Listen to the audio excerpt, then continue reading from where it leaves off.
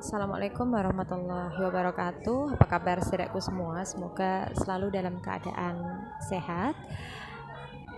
Lama sekali kita nggak bersua, baik di monolog Enar ataupun juga postingan via feed Instagram, langsung dan sejenisnya ataupun sosial media yang lain. Sebetulnya ada beberapa hal yang menggelitik persoalan yang ada di sekitar kita, yang sebetulnya harus banget mendapat perhatian dan juga minimal sikap dan juga dukungan moral ataupun kalau dibutuhkan yaitu sebuah petisi dan lain sebagainya terhadap persoalan yang menyangkut anak-anak. Sejauh ini banyak sekali saudara, hingga akhirnya kenapa saya harus membuat minimal video ini, postingan ini, karena silam juga ada persoalan mengenai anak, tapi saya juga urung untuk melakukan pernyataan sikap.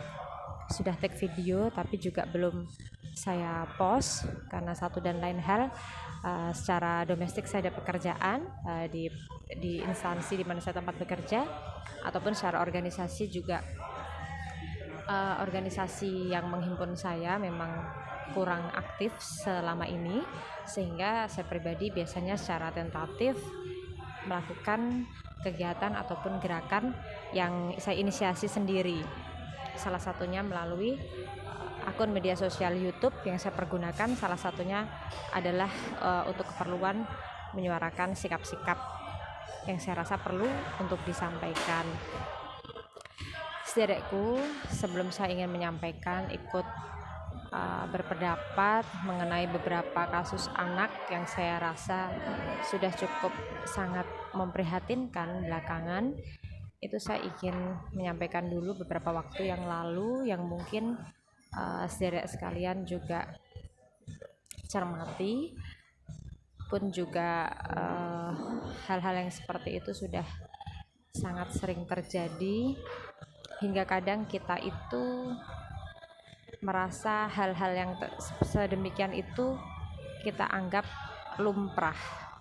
Padahal jika kita menganggap itu lumrah, apalagi ada sebuah pikiran, mohon maaf, agak jahat, semoga tidak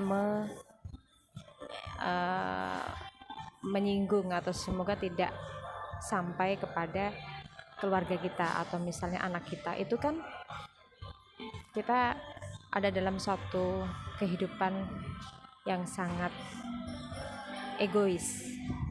Kita makhluk sosial, kita dikepung dengan persoalan-persoalan yang ada di luar sana yang karut-marut, kemudian kita berpikir bahwa yang penting bukan anak saya, yang penting bukan keluarga saya. Itu sungguh-sungguh sangat egois. Silam itu ada kasus anak yang kena bully, kemudian dia sakit, dia mikir, dia meninggal. Itu teman-temannya melakukan pelecehan ya, lebih dari perundungan. Dia diminta untuk bersetubuh dengan kucing. Ya entah seperti apa, kadang kalau secara detail mendalam kadang saya juga enggak kuat kalau harus melihat postingan demi postingan yang sangat menguras emosi. Jadi saya cuma baca beritanya bahwa anak ini sampai sakit dan meninggal dunia karena ada perundungan dari teman-temannya sendiri. Waktu itu anak tersebut adalah kelas 5 SD dan pelakunya juga teman sekelasnya. Kemudian belum lama juga ada kabar mengenai seorang anak yang juga dibully. Kemudian anak itu setelah dibully itu bunuh diri.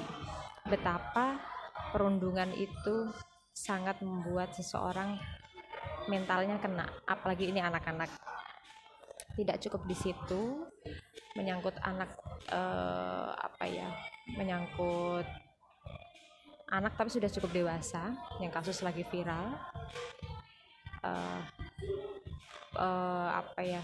penyiksaan yang dilakukan oleh anak oknum pegawai pajak kepada anak pengurus dari organisasi ormasnya NU.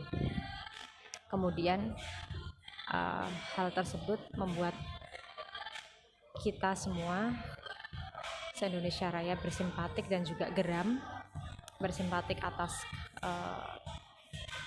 sakit yang dialami oleh korban dan geram terhadap ulah anak tersebut. Sebetulnya sangat banyak hal yang menyita perhatian kita sekalian, dan berita anak demi anak hilir mudik di layar gadget kita, di layar laptop ataupun jenisnya media, tidak semua melakukan aktivitas berselancar di dunia maya. Itu satu sisi mengundang keprihatinan, satu sisi terkadang juga membuat kita kemudian bertanya-tanya betapa saat ini persoalan anak-anak yang sudah tidak anak-anak juga karena sudah SMA ya, tapi secara undang-undang anak ketika di bawah 17 tahun masih dikategorikan sebagai anak gitu. Nah, ini apa yang harus kita lakukan? Kalau kita hanya berkutat pada persoalan menyalahkan, tidak akan pernah selesai. Karena persoalan seperti ini itu pasti kan ada sebab dan ada akibatnya. Persoalan semacam ini itu pasti terjadi bukan ujuk-ujuk itu bahasa Jawanya itu saat itu juga gitu, pasti ada penyebabnya. Berulang kali saya sering sampaikan kepada Bapak Ibu sekalian dalam berbagai kesempatan bahwa mendidik anak itu adalah sesuatu hal yang sangat complicated ya, sangat unik. Orang tua ketika memerintahkan anak, kalau kita agama muslim misalnya saya meminta anak sholat atau sembahyang gitu, kalau kita sendiri tidak melakukan itu, kalau sekarang itu anak sudah susah untuk ikut, karena anak itu adalah mencontoh perbuatan dari orang tua. Meminta yang terbaik kepada anak kita dalam melakukan pendidikan itu yaitu dengan cara mencontohkan. Pun ketika kita berbuat salah tanpa kita sengaja ataupun dengan disengaja, anak secara otomatis mau langsung ataupun tidak langsung pasti anak itu akan mencontoh. Itu kenapa pendidikan moralitas itu sangat penting sekali kita berikan kepada anak, dan kita juga tidak boleh serta-merta hanya mengandalkan terhadap institusi pendidikan saja. Karena kalau kita hitung berapa waktu sih kita bersama anak, berapa lama sih anak sekolah, jadi sebetulnya siapa yang harus lebih bertanggung jawab dalam urusan mendidik anak gitu. Dalam urusan mendidik anak ini sebetulnya orang tua memiliki peran yang paling penting dan utama. Maka saya sering kali dalam kesempatan menyinggung bahwa seorang ibu yang baik akan melahirkan anak yang baik gitu kan. Seorang perempuan yang baik akan membuat negaranya sendiri juga menjadi baik gitu. Ketika saya mengatakan al-ummu madrasatun ula, bahwa pendidikan utama adalah dari seorang ibunya. Makanya urusan pendidikan kalau kita tarik lagi, negara di sini harus mengutamakan ataupun memprioritaskan.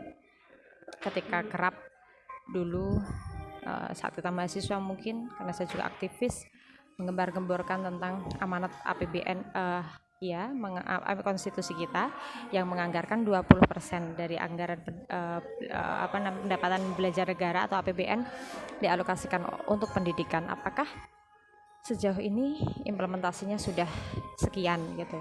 Ketika negara kita misalnya berlomba-lomba untuk memperbaiki infrastruktur dibandingkan terhadap negara lain supaya kita tidak tertinggal, karena bagaimanapun infrastruktur itu penting. Apakah secara pembangunan yang tidak terlihat, kalau jalan itu kan kelihatan, tapi kalau kecerdasan itu kan tidak terlihat.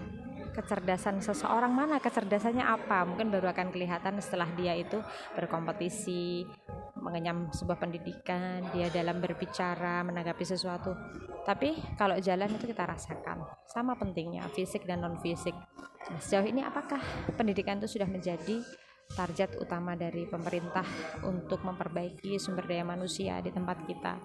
Nah, selain itu, selain pendidikan, moralitas ataupun akhlak yang mana saya mengapresiasi pemerintah ketika pemerintah itu memiliki program kampus merdeka ataupun misalnya sekolah merdeka, itu membuat wawasan kebangsaan, pendidikan Pancasila. Saya pikir sejauh ini diprioritaskan berdasarkan dengan local wisdom. Itu sesuatu hal yang sangat baik, tinggal bagaimana implementasi ataupun pengawalannya.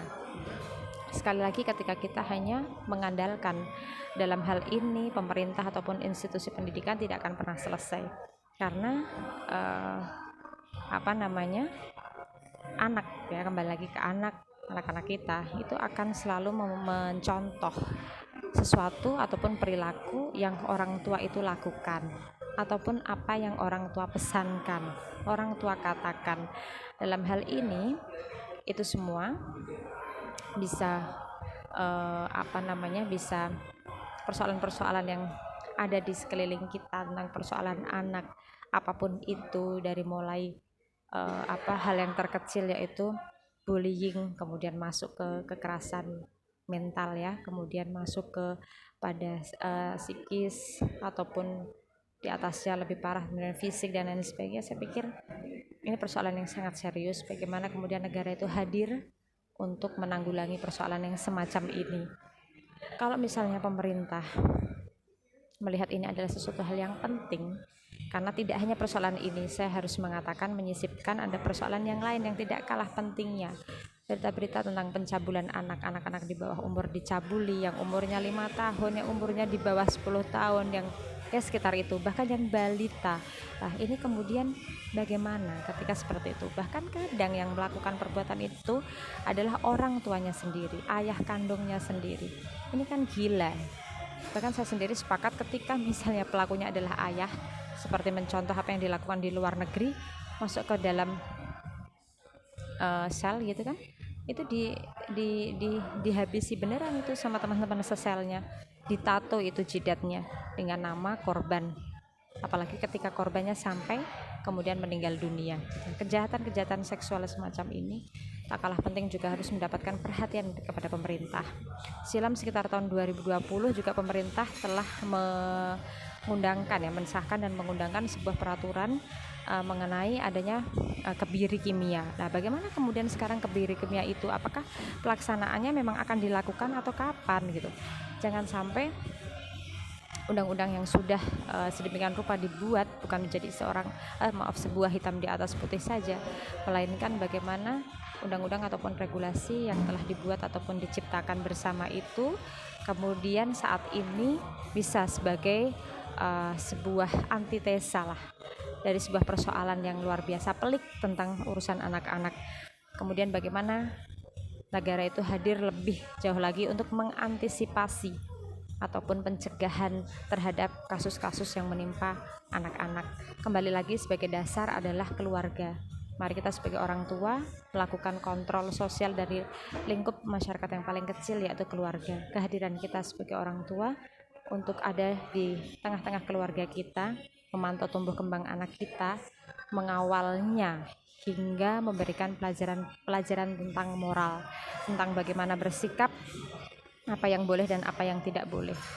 Saya pikir peran serta peranata agama misalnya itu juga penting, meskipun kita juga kadang sering dikagetkan berita bahwa di pondok kemudian oknum daripada guru ataupun ustadz melakukan pelecehan juga. Jadi kalau seperti itu, tanpa harus saling menyalahkan, mari kita lindungi keluarga kita sendiri, peduli terhadap kanan kiri dan sekitar kita, dan melakukan kontrol sosial bersama-sama. Demikian ya, dan mohon maaf kalau saya terlalu emosional, karena saya selalu memang emosional terhadap urusan-urusan yang menyangkut anak-anak. Sehat selalu saudara semua. Akhir kata dari saya, tetap semangat dan tetap selalu menebarkan hal yang positif. Wassalamualaikum warahmatullahi wabarakatuh. Salam.